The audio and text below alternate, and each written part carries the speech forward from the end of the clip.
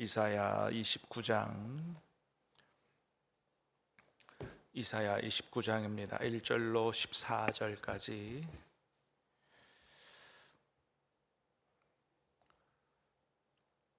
이사야 29장 1절로 14절까지입니다. 슬프다 아리엘이여, 아리엘이여, 다윗이 진친 성읍이여, 해마다 절기가 돌아오려니와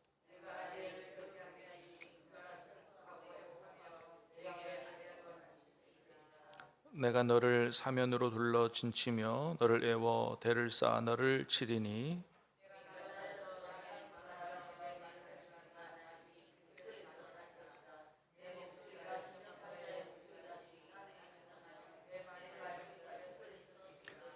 그럴지라도 내 대적의 무리는 세미한 티끌 같겠고 강포한 자의 무리는 날려가는 겨 같으리니 그 일이 순식간에 갑자기 일어날 것이라.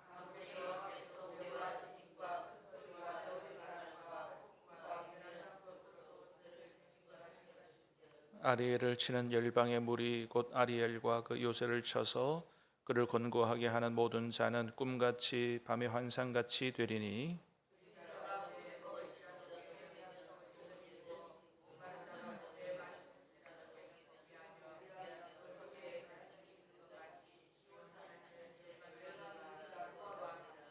너희는 놀라고 놀라라. 너희는 맹인이 되고 맹인이 되라. 그들의 취함이 포도주로 말미암음이 아니며 그들의 비틀거림이 독주로 말미암음이 아니니라.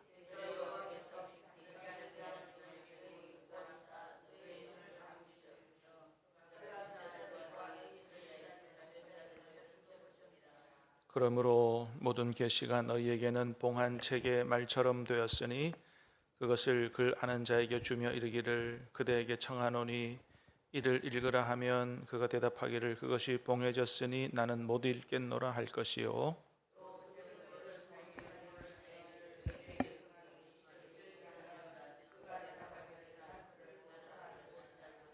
주께서 이르시되 이 백성이 입으로는 나를 가까이하며 입술로는 나를 공경하나 그들의 마음은 내게서 멀리 떠났나니 그들이 나를 경외함은 사람의 계명으로 가르침을 받았을 뿐이라. 그러므로 내가 이 백성 중에 기이한 일 곧 기이하고 가장 기이한 일을 다시 행하리니 그들 중에서 지혜자의 지혜가 없어지고 명철자의 총명이 가려지리라. 아멘.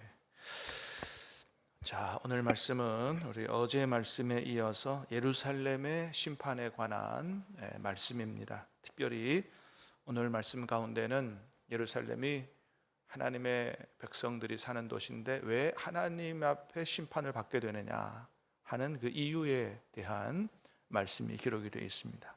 자, 1절 말씀을 다시 보겠습니다. 1절 시작. 슬프다 아리엘이여, 아리엘이여. 네. 슬프다 아리엘이여. 이 아리엘이라고 하는 단어의 뜻이 뭐예요? 번호가 1번 있죠. 옆에 이건 난하주를 가리키는데 맨 밑에 보면 예루살렘을 가리킴 그렇게 돼 있죠. 원래는 이 아리엘이라고 하는 히브리어 단어는 아리 그러면 사자 이런 뜻이고 엘 그러면 하나님 이런 뜻이에요. 그래서 아리엘이라고 하는 단어를 직역하면 하나님의 사자 이런 뜻이에요. 그런데 이 단어가 에스겔서 44장에는 어떤 의미로도 쓰였냐 하면은 하나님의 성전이나 성막에 번제단 있죠. 제단. 그 번제단은 뭐 하는데요? 제물을 가져오면 거기서 제물을 태우는 거죠. 제물을 태워야 되니까 불이 있어요. 제단 숯불. 이사야의 입을 깨끗하게 정결하게 했던 제단 숯불. 이 제단에 불을 가리키는 이런 단어로 쓰인 거예요. 그러니까 하나님 앞에 드리는 제단이 있어요. 제단 숯불이 있어요. 어디를 가리킨다고 볼 수 있어요? 예루살렘. 하나님께서 하나님 앞에 제사 드리는 성전을 어디 두셨어요? 예루살렘에 두셨잖아요. 그러니까 이 아리엘은 뭐를 가리키는, 비유해서 가리키는 단어예요. 예루살렘을 비유해서 가리키는 단어인 거예요. 하나님 앞에 제사 드리는 제단이 제단 불이 있는 곳이다 이런 것인 거죠. 뒤에 단어도 뒤에 말도 그게 예루살렘이라는 것을 보충 설명해 주죠. 슬프다 아리엘이여 아리엘이여 다윗이 진친 성읍이여. 다윗이 수도로 만든 성이 어떤 성이에요? 예루살렘이죠. 그렇죠. 예루살렘에 관한 말씀이라는 걸 볼 수 있습니다. 자, 제단 숯불이 있는 곳이여 다윗이 진친 성읍이여 해마다 절기가 돌아오려니와. 절기 때 이스라엘 백성이 뭐해요? 하나님 앞에 감사 제사하죠. 그죠? 그러니까 해마다 절기가 돌아온다는 얘기는 해마다 그 절기 때 뭐 한다는 얘기예요? 하나님 앞에 끊임없이 잊지 않고 감사 제사를 드리는 거죠. 자, 그런데 2절에 보니까 어떻게 돼요? 예. 이 하나님이 이 예루살렘 아리엘을 괴롭게 한다, 심판한다 이런 얘기를 하시는 거예요. 2절 시작. 내가 아리엘을 괴롭게 하리니 그가 슬퍼하고 애곡하며 내가 아리엘과 같이 되리라. 자, 내가 이 아리엘을 괴롭게 하리니, 그러니까 이 요 첫 번째 아리엘은 뭘 가리키는 거겠어요? 예루살렘을 괴롭게 하리니, 그죠? 그가 슬퍼하고 애곡하며 내게 아리엘과 같이 되리라. 거기 뜻은 뭐라 그랬어요?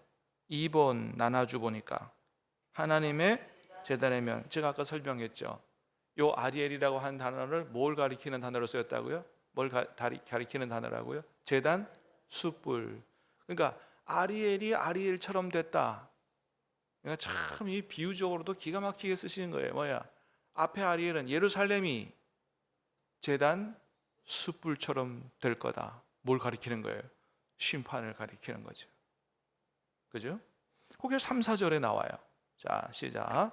내가 너를 사면으로 둘러 진치며 너를 애워 대를 쌓아 너를 치리니 내가 낮아져서 땅에서 말하며 내 말소리가 나지게 티끌에서 날 것이라. 내 목소리가 신접한 자의 목소리같이 땅에서 나며 내 말소리가 티끌에서 짖으리라. 그러니까 이 3, 4절에 보니까 뭐예요? 하나님이 예루살렘을 심판하신다는 이야기가 바로 나오죠. 자, 여러분 이상하잖아요. 앞에서 지금 이 예루살렘이 어떤 도시인 것을 다 설명했어요. 하나님 앞에 드리는 제단이 있어요. 해마다 절기가 돌아오면 거기서 제사를 드려요. 그러니까 성전도 있어요. 제사 예배도 있어요. 다 있어요. 그런데 왜 이렇게 하나님이 임재해 계신 성전도 있고 하나님 앞에 드리는 예배도 있고 그 예배도 빼먹지 않고 그렇게 하는데 왜 이런 도시가, 이런 사람들이 하나님 앞에 심판을 받느냐 이거예요. 그 놀라운 거죠.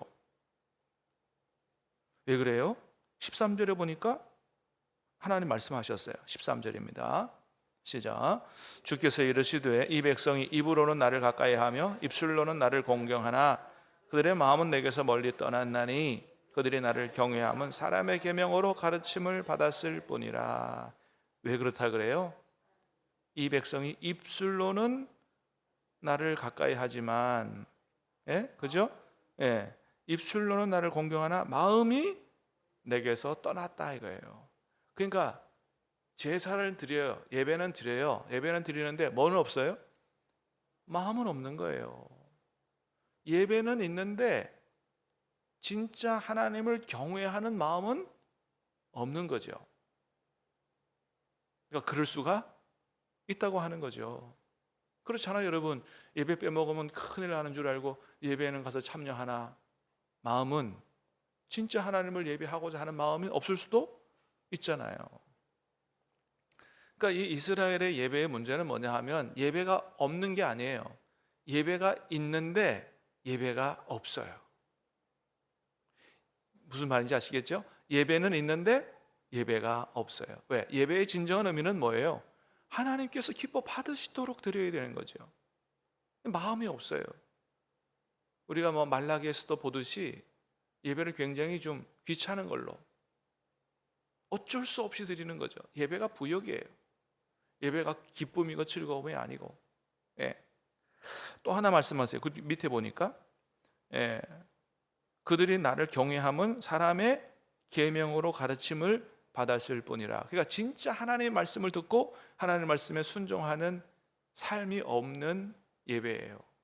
그러니까 이 이스라엘의 이 심각한 잘못된 예배에 대한 이 부분을 이사야 시작하면서 1장에서 이미 제일 먼저 짚었어요. 이스라엘 백성들이 하나님 앞에 심판을 받을 텐데 여러 가지 죄악이 있다. 이사야 앞에서 쭉 얘기했어요. 근데 제일 먼저 짚은 게 뭐예요? 잘못된 예배에 관한 게 1장에 나오잖아요. 이 백성이 나한테 허다한 재물을 가져온다. 그 허다한 재물을 다시 가져오지 말라.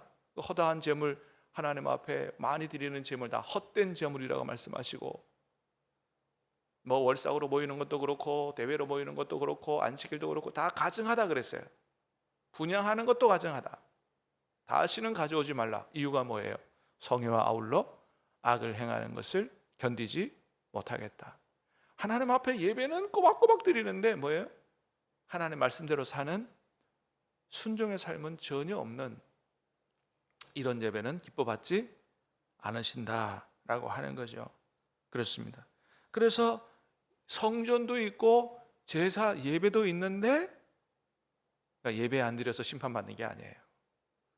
여러분, 하나님이 기뻐 받으시는 예배, 하나님이 기뻐 받으시는 예배자가 되어야 할 줄로 믿습니다. 형식적 예배, 하나님이 원하시는 게 아니라고 하는 거죠. 그렇습니다. 여러분, 그러면 진정한 예배는 어떤 예배예요? 예수님 말씀하셨어요. 영과 진리로 드리는 거다. 진짜 우리의 마음으로, 감사함으로, 중심으로 드리는 거예요. 두 번째는 뭐예요? 삶으로 드리는 예배예요. 여러분, 예배는 누구를 영화롭게 하기 위해서? 하나님을 영화롭게 하기 위해서. 그래서 사도 바울이 로마서 12장 2절에서 얘기합니다. 형제들아, 내가 하나님의 모든 자비하심으로 너희를 권하노니 너희의 몸을 거룩한 산 제물로 바치라. 하나님께 거룩한 산 제물, 너희 몸을 거룩한 산 제물로 바치라. 원래 여러분, 하나님 앞에 드리는 제물은 다 산 것으로 드리는 게 아니고 죽은 것으로 드립니다.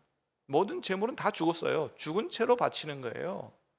근데 우리 몸은 죽일 수 없잖아요. 하나님 우리를 죽이시는 걸 원치 않잖아요. 그러니까 우리는 어때요? 산 제물로 드리라. 이게 무슨 뜻이에요? 우리 몸이 완전히 하나님의 뜻에 복종되어지는, 순종되어지는 삶으로 향기로운 제물이 되도록 그렇게 살아가는 이런 예배, 삶으로의 예배를 드리라. 이것이 너희의 드릴 영적 예배니라. 합당한 예배다. 그러니까 여러분, 예배는 그냥 주일날 1시간 드리는 게 아니에요. 진짜 하나님이 원하시는, 하나님을 영화롭게 하는 이런 예배는 뭐예요? 늘 우리의 삶으로 드리는 겁니다. 우리의 모든 삶이 하나님 앞에 거룩한 산 제물로 드려져서 하나님 앞에 향기로운 제물로 바쳐지도록. 그래서 하나님은 1시간의 예배를 원하시는 게 아니고 그렇게 진정 하나님을 영화롭게 하는 진정한 예배자를 원하시는 거예요.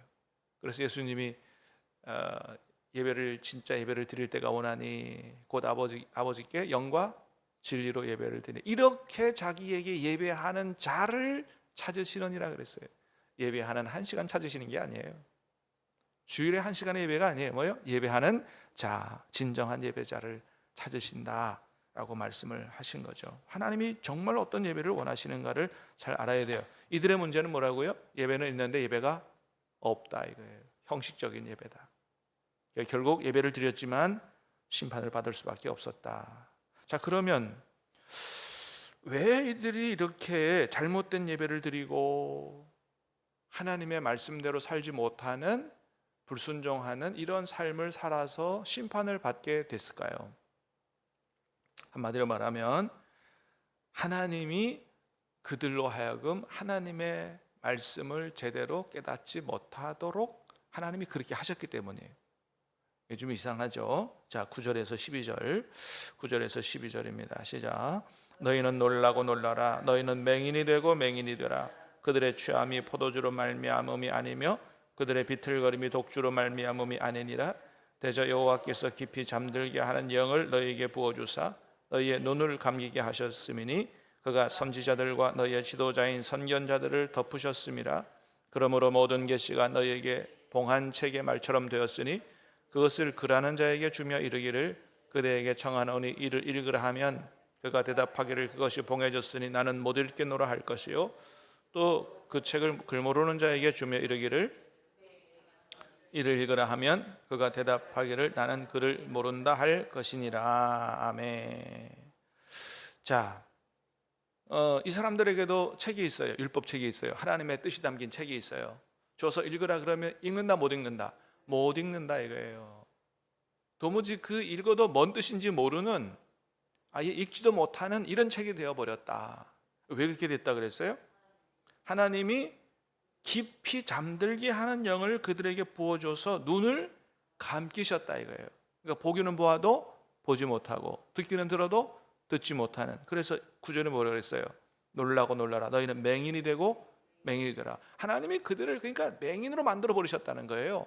잠들게 영을 하는 영, 말씀을 읽어도 깨닫지 못하게 하는 영을 부어주셨다. 누구에게요?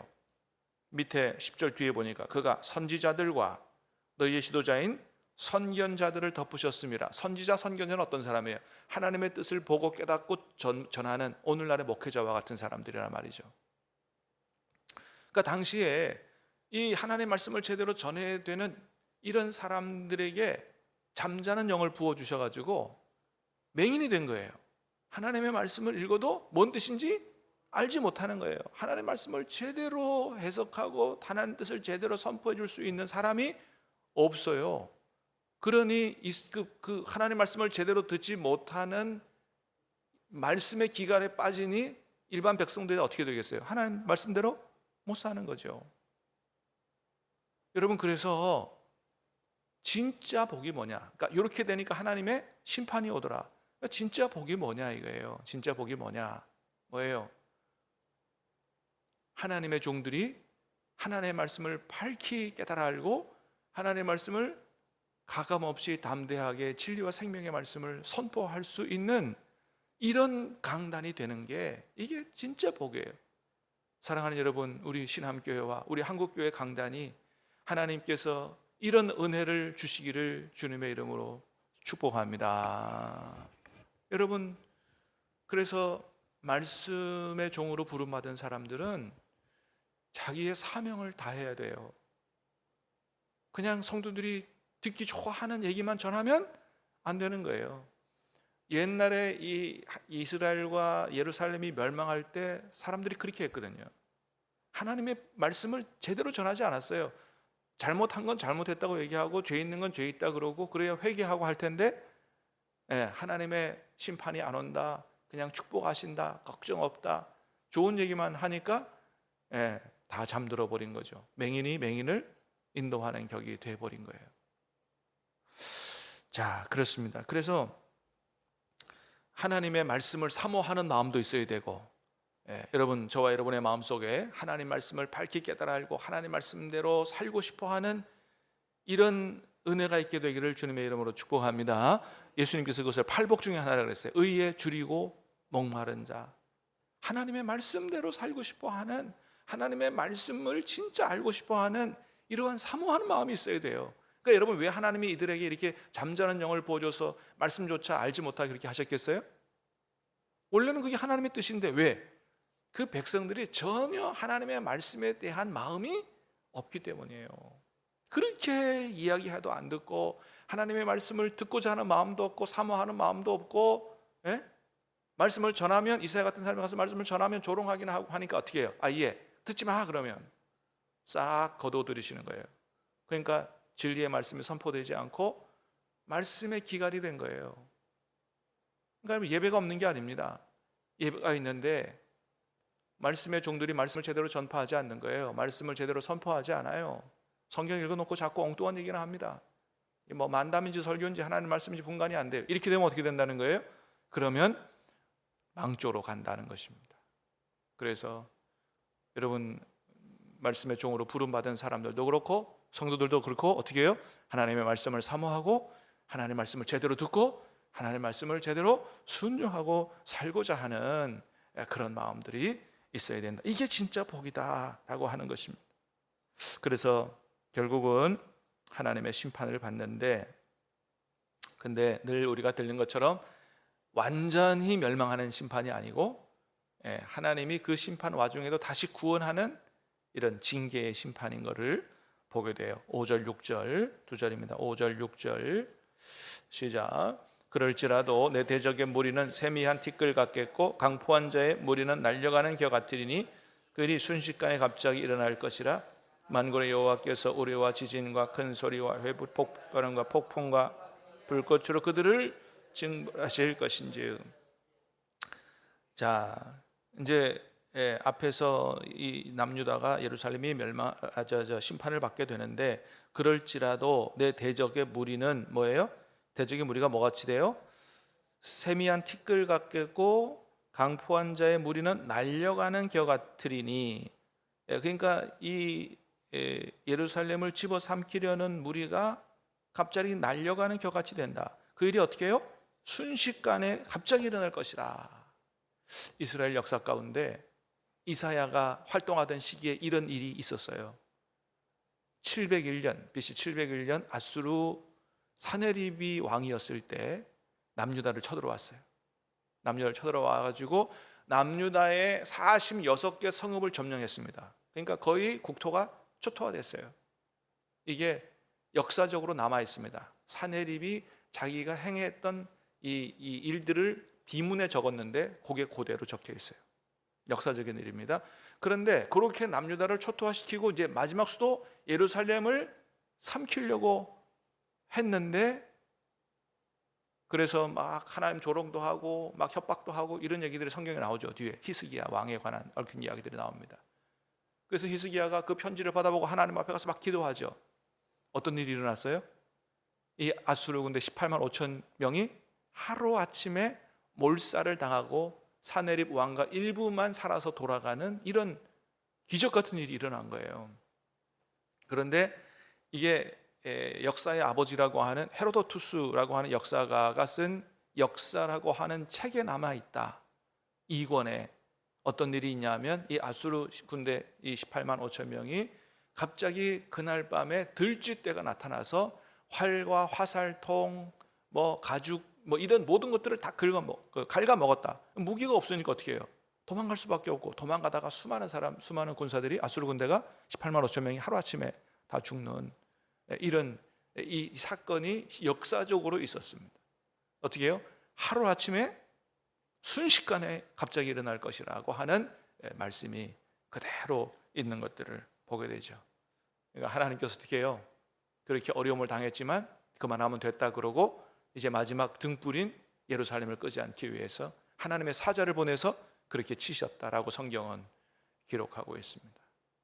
사랑하는 여러분, 오늘 주시는 말씀을 통해서 하나님의 백성이라도 하나님의 심판을 받을 수 있다. 징계를 받을 수 있다. 왜요?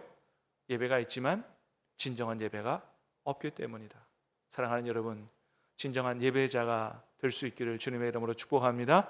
그것은 온전한 마음으로 예배 드리는 거예요. 또 하나님 말씀에 순종하여 진정한 예배자로 사는 것이다. 저와 여러분, 또 우리 한국교회 성도들이 그렇게 살아가게 되기를, 그래서 하나님 기뻐하시고 복을 주시게 되기를 주님의 이름으로 축복합니다. 기도하겠습니다. 하나님 아버지, 은혜를 감사합니다. 오늘 이 아침에도 우리에게 진리와 생명의 말씀을 주시고 하나님